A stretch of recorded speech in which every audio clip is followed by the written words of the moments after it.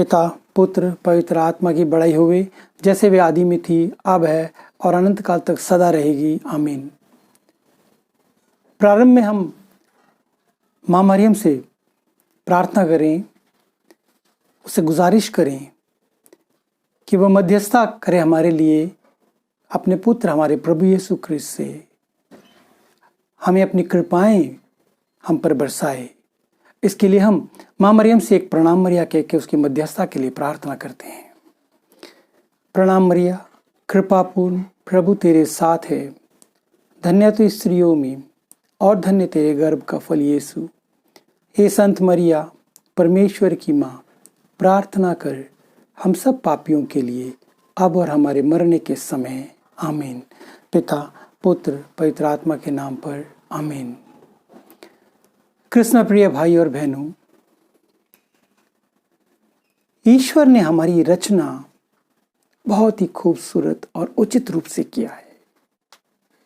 ईश्वर ने हम में से हर एक को अलग अलग विशेषताओं से विभूषित किया है।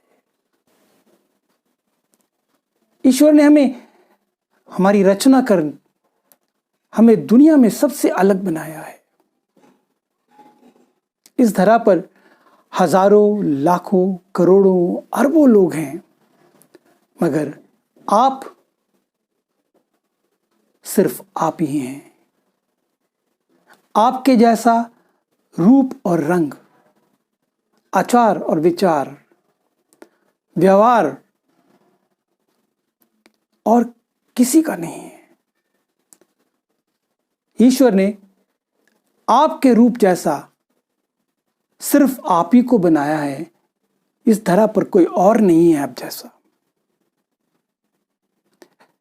ईश्वर ने हमें अलग अलग विशेषताएं दी, हमें योग्यताएं दी, हमें सामर्थ्य दिया। उन विशेषताओं को, उन योग्यताओं को, उन सामर्थ्यों को के आधार पर हम मेहनत करते हैं, परिश्रम करते हैं और अपनी जीवन की गाड़ी को आगे बढ़ाते हैं, या कहिए कि अपनी जीवन की नैया को पार लगाते हैं। हमें से बहुत से जो परिवार के मुखिया हैं, वो अपनी मेहनत से, अपने परिश्रम से जीवन अर्जित करते हैं, जीविका अर्जित करते हैं, ताकि वो अपने परिवार का पालन पोषण करें, देखभाल करें, उनकी आवश्यकताओं की पूर्ति करें। जो व्यक्ति परिश्रम करता है, मेहनत करता है भरपूर, उन्हीं लोगों से ईश्वर बहुत प्रसन्न होता है। ईश्वर उनसे बहुत खुश होता है जो मेहनती होते हैं, जो परिश्रमी होते हैं। और जब ईश्वर खुश होता है तो उसके घर पर खुशहाली होती है, शांति होती है, सद्भावना होती है, प्यार होता है। कृष्ण प्रिय भाइयों बहनों, मुझे एक घटना का स्मरण आता है। बहुत समय पहले की बात है। अक्सर हम जब रविवार को चर्च में जाते हैं, मिस्सा पूजा सुनते हैं, उसके तुरंत बाद जब हम बाहर आते हैं तो एक दूसरे से मिलते हैं। आजकल तो ऐसा नहीं होता, क्योंकि कोविड के रहते हम लोग एक दूसरे से नहीं मिल पाते। लेकिन अक्सर ऐसा होता था पहले कि हम मिस्सा के तुरंत बाद आते थे, एक दूसरे से मिलते थे, मेल मिलाप करते थे। ऐसे ही एक रविवार को जब मैं मिस्सा के तुरंत बाद बाहर आया तो फादर वहां पे खड़े हुए थे, तो मैं उनसे बात कर रहा था, उनसे मिल रहा था। तो तभी एक पैरिशनर उनके पास आया।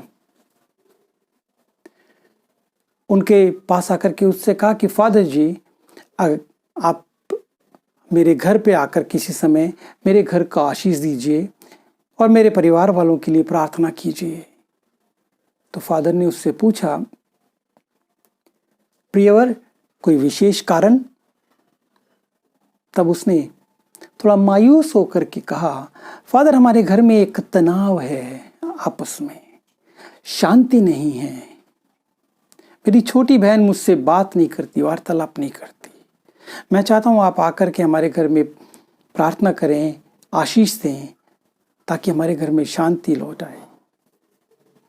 फादर ने कहा ठीक है, हम आपके घर में आएंगे। 1-2 दिन के बाद फादर ने मुझसे कहा चलो चलते हैं उस घर में प्रार्थना करते हैं। हम लोग उस घर में पहुंचे। जैसे हम उस घर में गए, उस घर के सारे सदस्य मौजूद थे। उन्होंने बड़ी अच्छी तरीके से हमारा अभिवादन किया, स्वागत किया। हम घर पहुंचे। जब घर पे बैठे थे तो सारे सदस्य हमारे पास ही आ गए। परिवार के मुखिया ने हमें उनसे परिचय कराया। उनकी एक बड़ी बहन थी, एक छोटी बहन थी और उनकी धर्मपत्नी, तो छोटे प्यारे प्यारे बच्चे और वो खुद स्वयं। उसके बाद हम लोगों ने प्रार्थना की। फादर ने घर की आशीष दी और व्यक्तिगत रूप से उनके सिर पे, हर एक के सिर पे हाथ रख करके ही फादर ने प्रार्थना करी। उसके तुरंत बाद उन्होंने हमें चाय पानी के लिए निमंत्रण दिया। हम वहाँ चाय पीने के लिए बैठ गए और घर की महिलाएं चाय और नाश्ते की तैयारी में लग गई। तब फादर ने उससे पूछा, महोदय आपकी बड़ी बहन क्या करती है? उसने कहा कि मेरी बड़ी बहन टीचर है एक कॉन्वेंट स्कूल में, लेकिन अविवाहित हैं, विवाह नहीं हुआ उनका। और छोटी बहन, तो उसने बताया कि छोटी बहन भी अध्यापिका है एक विद्यालय में। तो उसने कहा, फादर ने पूछा कि आपकी अर्धांगिनी, आपकी धर्मपत्नी? कहती वो तो घर की हाउसवाइफ है। और आप क्या करते हैं? उसने बड़े हिचकिचाते हुए कहा, फादर मेरे पास इस वक्त कोई काम नहीं है, लेकिन जब भी मैं कोई काम करता हूँ सफल नहीं हो पाता। 15 या 20 दिन में मेरा वो काम छूट जाता है, या तो वो काम मेरे स्तर का नहीं है, यानी मेरे स्टैंडर्ड का काम नहीं मिलता मुझे।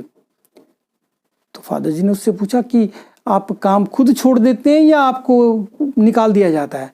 फादर दोनों ही समय होता है, कभी मुझे मन नहीं करता काम करने को, मेरा इच्छा नहीं होती, और कभी वो मेरे काम से संतुष्ट ना हो करके मुझे छुट्टी दे देते हैं। अब तक मैं 6-7 फैक्ट्रियों में काम कर चुका हूँ, लेकिन कहीं पर भी मेरा स्तर रूप से, स्थायी रूप से काम नहीं कर पाया। तो ये बात सुन करके फादर ने पूछा, घर का खर्चा कैसे चलता है आपका? तब उसने बताया कि फादर मेरी बड़ी बहन है, वो घर का खर्चा चलाती है, और छोटी बहन जो है वो मेरे बच्चों की फीस देती है।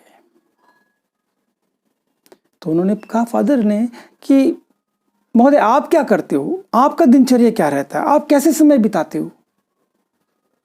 तो बोला, फादर मैं बिजी रहता हूँ। कैसे बिजी रहते हो आप? बोला, मैं सुबह 7:30 बजे के करीब उठता हूँ, अपने बच्चों को तैयार करके स्कूल छोड़ने चाहता हूँ। उसके बाद मैं थोड़ा मॉर्निंग वॉक करता हूँ, प्रातः सैर करता हूँ, और 9 बजे तक घर आता हूँ, नहा धो करके खाना, चाय, नाश्ता पानी करता हूँ। उसके बाद थोड़ा पेपर पढ़ता हूँ, न्यूज़पेपर, समाचार पत्र पढ़ता हूँ, समाचार देखता हूँ। फिर दोपहर को बच्चों को लेने जाता हूँ। जब वापस लौटता हूँ तो सारे घर में मौजूद होते हैं, सभी मिल करके खाना खाते हैं, फिर सो जाते हैं, हम लोग आराम करते हैं। 5 बजे मैं उठता हूँ, चाय पी करके फिर जिम करने चला जाता हूँ, और फिर उसके बाद अपने मित्रों के पास चले जाता हूँ। कुछ सामाजिक विषय पर और राजनीतिक विषय पर चर्चा करते हैं। फिर 9-9:15 के करीब आता हूँ, खाना खाता हूँ, सो जाता हूँ। यही मेरा रूटीन है। ये सुन करके फादर कुछ अप्रिय हो गए। उनके मन में कुछ संतुष्टि नहीं मिली इन जवाबों से। मैंने उनके चेहरे की तरफ देखा तो लग रहा था कुछ क्रोधित हुए वो। उन्होंने स्पष्ट शब्द में उससे कहा, मान्यवर, इस घर में अशांति का कारण आप हैं। इस घर में तनाव का कारण आपका आलस्य है। ये आपका फर्ज है, ये आपकी जिम्मेवारी है कि आप इस घर के लिए जीविका अर्जित करें और इस घर का पालन पोषण करें, अपने परिवार का पालन पोषण करें, उनकी आवश्यकताओं को ध्यान में रखें। और उनकी आवश्यकताओं की पूर्ति करें। आपकी बड़ी बहन अविवाहित इस कारण से हैं कि उनको मालूम है, उनको ज्ञात है, अगर वो विवाह करके यहां से अलग हो जाती हैं तो इस घर का खर्चा कैसे चलेगा। इसको जहन में रखते हुए वो अविवाहित हैं और उनके मन में आपके प्रति तनाव है। इसी परिस्थिति को आपकी छोटी बहन देख रही है कि मैं इन बच्चों की स्कूल की फीस देती हूं और अगर मैं विवाह कर लेती हूं तो इन बच्चों का भविष्य का क्या होगा, पढ़ाई का क्या होगा। और अगर मैं इन बच्चों की तरफ देखती हूं तो मैं भी अपनी बड़ी बहन की तरह अविवाहित रहूंगी। वो क्रोध उसके मन में है, उसी कारण वंश वो आपसे बातचीत नहीं करती, आपसे वार्तालाप नहीं करती। महोदय, इस संपूर्ण परिवार के तनाव का, अशांति होने का कारण सिर्फ आप और आपका आलस्य है। आप अपनी जिम्मेवारी को समझिए, अपनी आजीविका कमाइए और इन्हें छुटकारा दीजिए। दोनों बहनों का विवाह संपन्न कीजिए तो देखिए आपका घर संपन्न हो जाएगा। उन्होंने कहा, बाइबल पढ़ते हो? तो महोदय ने कहा, हाँ जी फादर, मैं पढ़ता हूं बाइबल। उन्होंने कहा, बाइबल में निर्गमन ग्रंथ देखिए, अध्याय 3 पंक्तियां 1 पढ़िए। जब मूसा को ईश्वर ने चुना, वो अपने ससुर मिद्यान के भेड़ों को चरा रहे थे, कार्य कर रहे थे।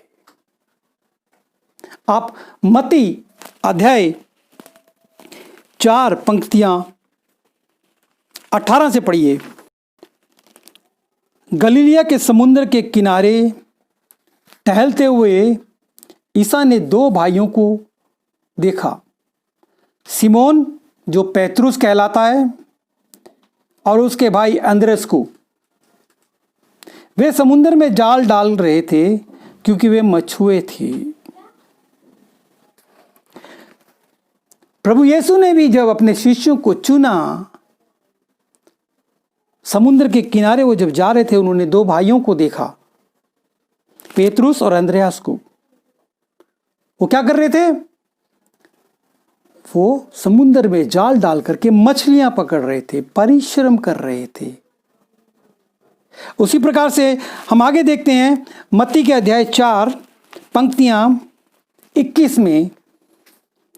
वहां से आगे बढ़ने पर ईसा ने 2 भाइयों को देखा, जाबीदे के पुत्र याकूब और उसका भाई योहन।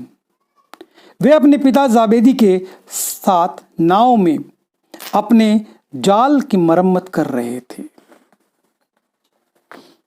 प्रियवर, प्रभु यीशु ने 2 शिष्यों को चुनने के बाद जब वो आगे बढ़े तो उन्होंने देखा जाबेदी का पुत्र, 2 पुत्र कौन थे? याकूब और योहन। जब समुद्र में मछुआरे मछली पकड़ने जाते हैं तो जब जाल डालते हैं और जब मछली को पकड़ करके जाल को बाहर निकालते हैं तो मछलियां भर जाती हैं उसके अंदर, और उसके भार से वो जाल फट जाता है, टूट जाते हैं जाल के धागे। और जब वो किनारे पर आ जाते हैं, अगले सुबह जाने से पहले वो जाल की जांच करते हैं और जहां जहां जाल फटा होता है, टूटा होता है, उसकी मरम्मत करते हैं। वही जाबेदी के पुत्र याकूब और योहन कर रहे थे, मेहनत कर रहे थे, काम कर रहे थे, परिश्रम कर रहे थे। उन्हें प्रभु यीशु ने चुना और कहा, मेरे पीछे हो लो। और वो तुरंत अपने जाल और पिता को छोड़ करके यीशु के पीछे चले गए, पीछे हो लिए। कृष्ण प्रिय भाइयों बहनों, वो शिष्य गरीब जरूर थे, अनपढ़ जरूर थे, मगर मेहनती थे वो।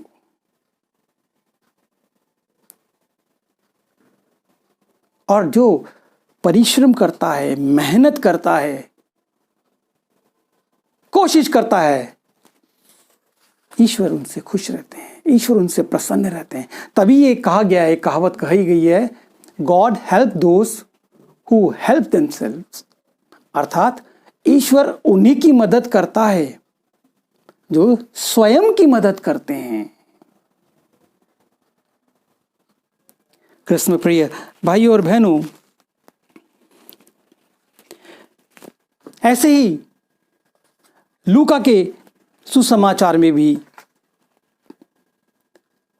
मेहनत और परिश्रम का जिक्र है। लूका के अध्याय 13 पंक्तियां 6 से 9।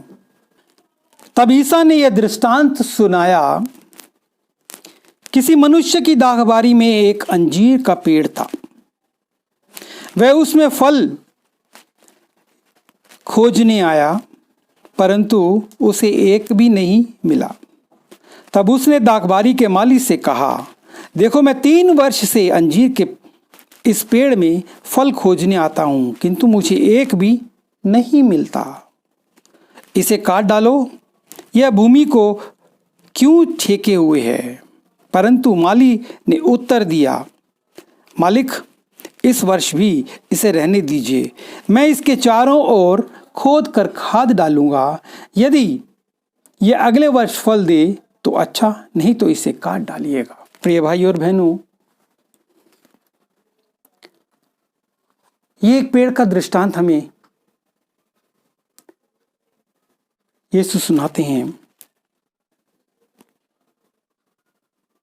एक मालिक अपने बाग में पेड़ क्यों लगाता है? क्योंकि वो फल देगा, उस फल से उसका लाभ होगा। उस पेड़ को लगाकर वो मालिक को एंगेज करता है, मालिक को वो उसकी रखवाली करने के लिए उसको वेतन देता है। यहां पर भी यही हुआ। उस मालिक ने, एक मालिक को रखा गया पेड़ की रखवाली करने के लिए, पेड़ की देखरेख करने के लिए, उसको वेतन दिया जाता। और वो 3 साल से लगातार मालिक आता है और देखता है कि इस अंजीर के पेड़ में फल नहीं उगता, मगर इसकी मेहनताने, इसकी रख रखाव के लिए मैं माली को वेतन देता हूं। तब वो माली से कहता है कि इसमें जब फल नहीं आ रहे, इसे काट डालिएगा। ये धरती पर एक छेके हुए क्यों है? कृष्ण प्रिय भाई और बहनों, ठीक उसी प्रकार वो व्यक्ति जो मेहनत करके, जो परिश्रम करके अपनी जीविका का अर्जित नहीं कर पाता, वो उस पेड़ की भांति है जिसका जीवन व्यर्थ है, जो एक बोझ है परिवार पर भी और इस धरा पर भी।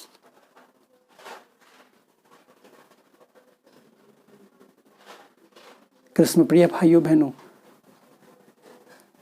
परिश्रम और आजीविका कमाना और फल देना ही एक क्रिस्तीय का जीवन का उद्देश्य है। मत्ती अध्याय 21 पंक्तियां 18 से 19। सवेरे शहर लौटते समय ईसा को भूख लगी। वे रास्ते के किनारे अंजीर का पेड़ देखकर उसके पास आए।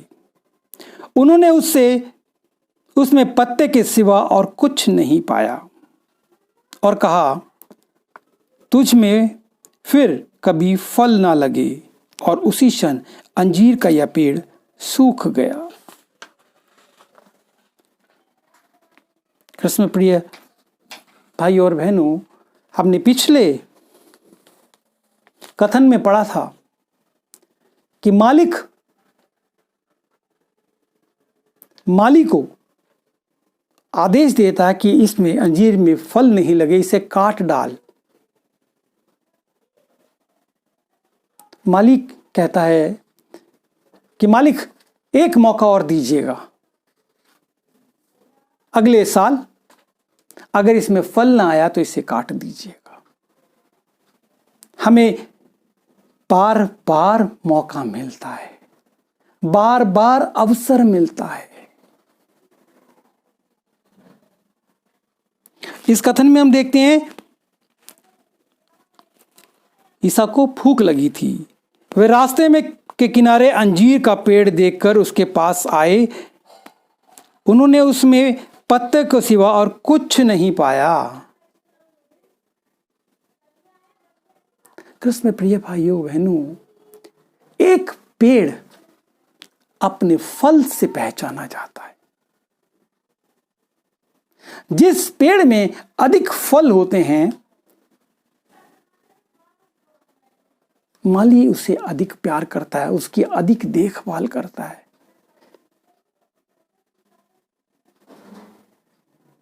और जिस पेड़ में फल ही नहीं होते, उसका कोई उपयोग नहीं। हमारा क्रिस्तीय जीवन भी इस पेड़ के भांति है। जिस प्रकार से फल से पेड़ जाना जाता है, उसी प्रकार से क्रिस्तीय व्यक्ति भी, क्रिस्तीय जीवन भी हमारी सहनशीलता, हमारी विनम्रता, हमारी व्यक्तिगत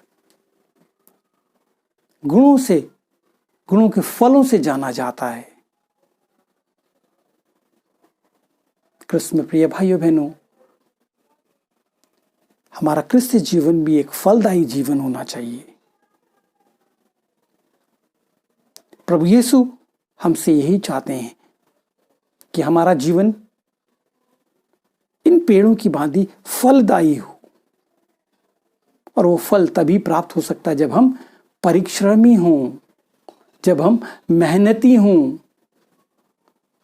आलसी ना हों। हमसे क्या चाहता है ईश्वर?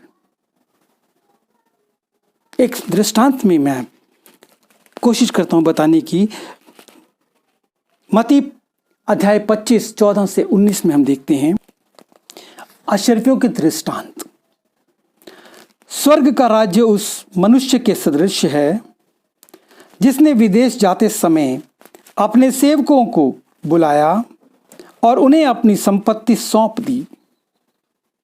उसने प्रत्येक की योग्यता का ध्यान रखकर एक सेवक को 5,000, दूसरे को 2,000 और तीसरे को 1,000 अशर्फियां दी। इसके बाद वह विदेश चला गया। जिसे 5,000 अशर्फियां मिली थी, उसने तुरंत जाकर उनके साथ लेन देन किया और 5,000 अशर्फियां और कमा ली। इसी तरह जिसे 2,000 अशर्फियां मिली थी, उसने और 2,000 कमा ली। लेकिन जिसे 1,000 अशर्फियां मिली थी, वे गया और उसने भूमि खोदकर अपने स्वामी का धन छिपा दिया। प्रिय भाइयों बहनों, इस दृष्टांत में प्रभु यीशु हमें बताते हैं कि हमारा जीवन किस प्रकार होना चाहिए। मालिक ने विदेश जाने से पहले अपने सेवकों को बुलाया। एक को 5,000, एक को 2,000 और एक को 1,000 अशर्फियां दी।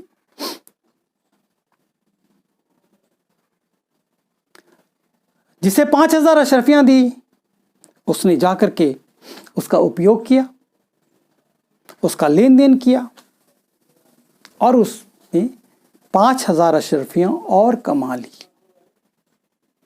जिसे 2,000 दिया था, वो भी उसी तरह से उसने 2,000 अशर्फियां और कमा ली।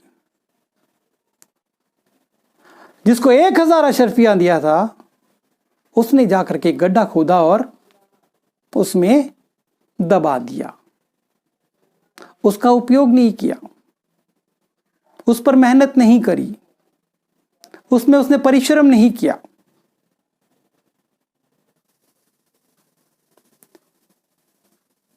प्रभु यीशु भी हमसे यही चाहते हैं। ईश्वर ने हमें अनेक प्रकार के पवित्र आत्मा के वरदानों से, फलों से परिपूरित किया है। हमारे बपतिस्मा के समय में, परम प्रसाद के समय में, दृढ़ीकरण के समय में हमें पवित्र आत्मा से परिपूरित किया, पवित्र आत्मा के वरदानों को हमें दिया। और वो यही चाहता है कि पहले सेवक की भांति हम उस पवित्र आत्मा के वरदानों का उपयोग करें, उस पवित्र आत्मा के वरदानों का हम दूसरों तक बांटें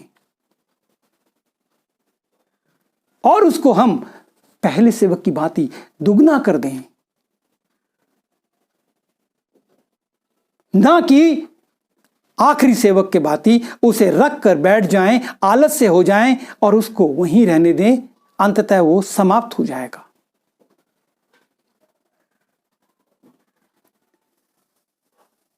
कृष्ण प्रिय भाइयों बहनों,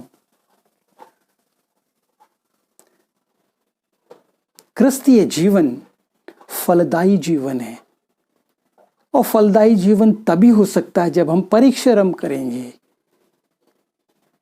जब हम त्याग करेंगे। इन दूसरे शब्दों में अगर मैं कहना चाहूं तो क्रिस्तीय जीवन एक उपमा देना चाहूं तो पेंसिल के भांति है। एक पेंसिल, अगर हम इसको अपने जीवन से मिलाएं तो इसके अंदर की जो लिड है वो एक आत्मा है, और जो बाहर का सरफेस है ये हमारा शरीर है। इसका उपयोग करने के लिए, इसकी आत्मा को उपयोग करने के लिए हमें इसको बार बार छीलना पड़ता है।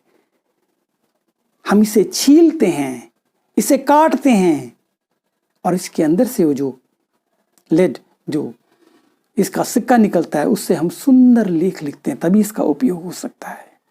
हमारे क्रिस्तीय जीवन में भी परेशानियां, दुख, संघर्ष आएंगे। हमें भी इस पेंसिल की तरह से छीला जाएगा, काटा जाएगा। उसी उपरांत ही हम आत्मिक रूपी इस सिक्के से हम दूसरों को संदेश पहुंचा सकेंगे। दृढ़ीकरण संस्कार के अंतर्गत हमें बोला जाता है कि आप प्रभु यीशु क्रिस्त के संदेश वाहक बन गए हैं। You become an ambassador of God. संदेशवाहक जो उसके संदेश को फैलाए, जो उसका प्रतिनिधि करे। हम ईश्वर के प्रतिनिधि बन जाते हैं। जब हम प्रतिनिधि बन जाते हैं तो हमारा फर्ज, हमारा कर्तव्य है कि हम इस जीवन को फलदायी बनाएं और प्रभु यीशु क्रिस्त के संदेश को, के फल को दुनिया भर में बांट सकें। यह तभी संभव है जब हम सच्चे और अच्छे मन से हम प्रभु यीशु क्रिस्त का अनुयायी बन जाएं, उसके पीछे चलें, उसका अनुसरण करें, क्योंकि प्रभु यीशु क्रिस्त स्वयं एक ज्योति हैं। जब हम यीशु का अनुसरण करते हैं, जब हम सच्चे दिल से यीशु का अनुसरण करेंगे, तो हमारे जीवन में यीशु स्वयं आएंगे। स्वयं यीशु ज्योति हैं। हमारा जीवन ज्योतिमय हो जाएगा। हम अंधकार में नहीं भटकेंगे। अंत में मैं प्रभु यीशु के इसका स्वयं कहा हुआ शब्द कहना चाहता हूं, जो प्रभु यीशु ने अपने मुख से कहा है कि मैं ज्योति हूं, जो मेरा अनुसरण करता है वो कभी अंधकार में नहीं भटकेगा। जॉन का सुसमाचार अध्याय 8 पंक्तियां 12। यीशु ने फिर लोगों से कहा, संसार की ज्योति मैं हूं।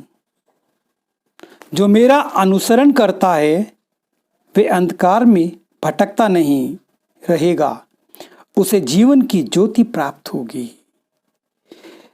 ईसा ने फिर से लोगों से कहा, संसार की ज्योति मैं हूं, जो मेरा अनुसरण करता है वह अंधकार में भटकता नहीं रहेगा, उसे जीवन की ज्योति प्राप्त होगी। कृष्ण प्रिय भाइयों बहनों,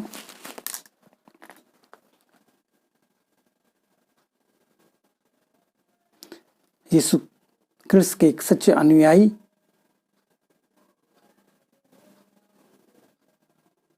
के रूप में ही हमारा क्रिस्तीय जीवन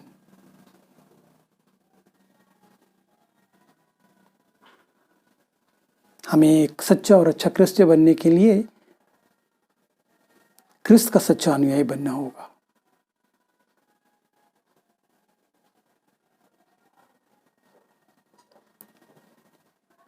जब हम क्रिस्त के अनुयायी बन जाएंगे तो हमारे जीवन में ज्योति आएगी और हम ज्योतिमय हो जाएंगे। आइए हम क्रिस्त के अनुयायी होने के लिए प्रयास करें, कोशिश करें, परिश्रम करें कि जैसा कहा गया है कि जो परिश्रम करता है, जो मेहनत करता है, ईश्वर उससे प्रसन्न रहता है। आइए हम अपने परिश्रम के द्वारा, अपनी मेहनत के द्वारा, अपने कार्य द्वारा हम ईश्वर को प्रसन्न करें, खुश रखें, ताकि उनकी कृपा,